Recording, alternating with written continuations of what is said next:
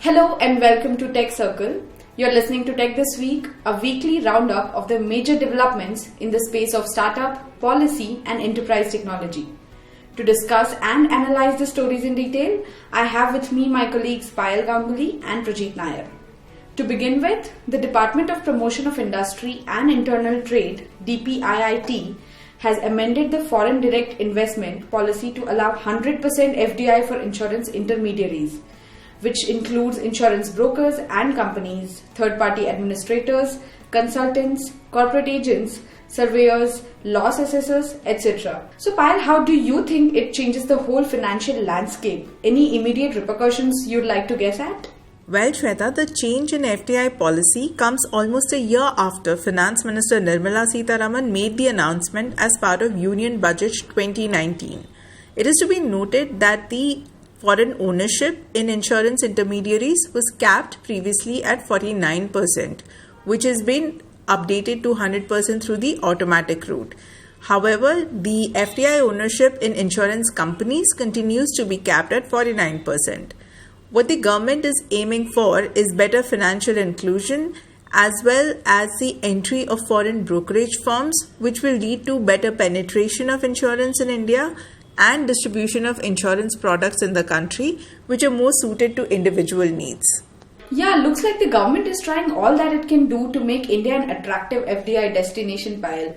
Speaking of the financial sector, India has been seeing a lot of movement in the UPI space. Just this week, we saw two huge investment rounds in digital payments companies BharatPe and PhonePe. Prajeet, would you like to take us through the details of the deal? Yes, Shweta. This week we saw Flipkart-owned fintech platform PhonePe securing $60 million in a fresh round of capital infusion from its Singapore headquartered parent company. And also, BharatPe raised $75 million in a Series C round led by a new investor this time called Coach Management along with Ribbit Capital, which is a returning investor in the company. BharatPe has also plans to bolster growth primarily by increasing the gross merchandise value and revenue of the payments business with this raised capital.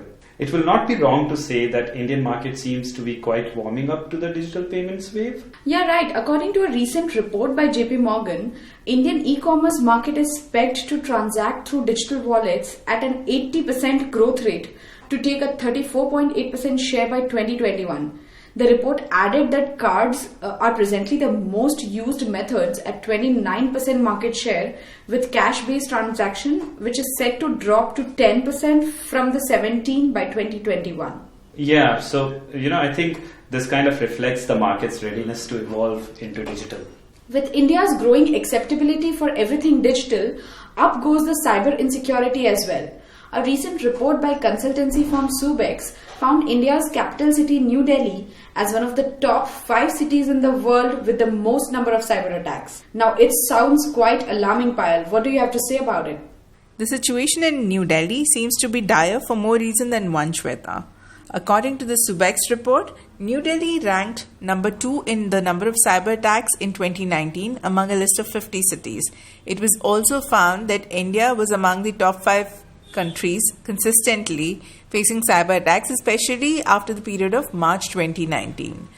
In India, the attacks were targeted at critical infrastructure as well as sectors such as banking, defense and manufacturing. Majority of the attacks were related to malware, especially a variant of Mirai, which was found to be attacking common devices such as routers and surveillance cameras. The Subex report also said that most of these attacks were due to geopolitical reasons. Now, when talking about geopolitics, it was also India's week to welcome 2 dignitaries from the US. Definitely Donald Trump made it to the headlines. And then there was the homegrown Microsoft CEO Satya Nadella. How was that for India, especially in terms of technology discussions as well as what Nadella said across his 3-city tour? Yes, Payal, we had our hopes up about Nadella's trip to the country, but it was a trip that went according to the script of Microsoft's marketing manager. It was a tri-city agenda addressing to the core, well-defined audience in each of these 3 cities. In Mumbai, he exhorted the country's industry captains to accelerate their digital transformation journey during a fireside chat with the country's richest man, Mukesh Ambani, who also signed up for Microsoft's cloud services. In Bengaluru, the country's Silicon Valley, Nadella focused his messaging towards the developer crowd, which is a key demographic with the power to decide which software platform that a company should adopt. His 45-minute speech tom-tommed the virtues of Azure's open source credential in a feverish marketing pitch for Microsoft's products and platform. And after Mumbai and Bengaluru, before leaving for US, I think Delhi was his last stop, Prajit, and you attended the conference here at India Habitat Center. What was it like? What did he say? Yes, Shweta. It was quite interesting, when it was a Young Innovators Summit where Nadella said, technology will be vital in transforming the education ecosystem over the next decade. In conversation with Microsoft President Anant Maheshwari, he spoke about how students today have the technological prowess to solve some of the world's most pressing problems. With this, it's a wrap on Tech This Week. Stay tuned in and logged on to Tech Circle for more news stories, interesting videos and podcasts. Many thanks for listening.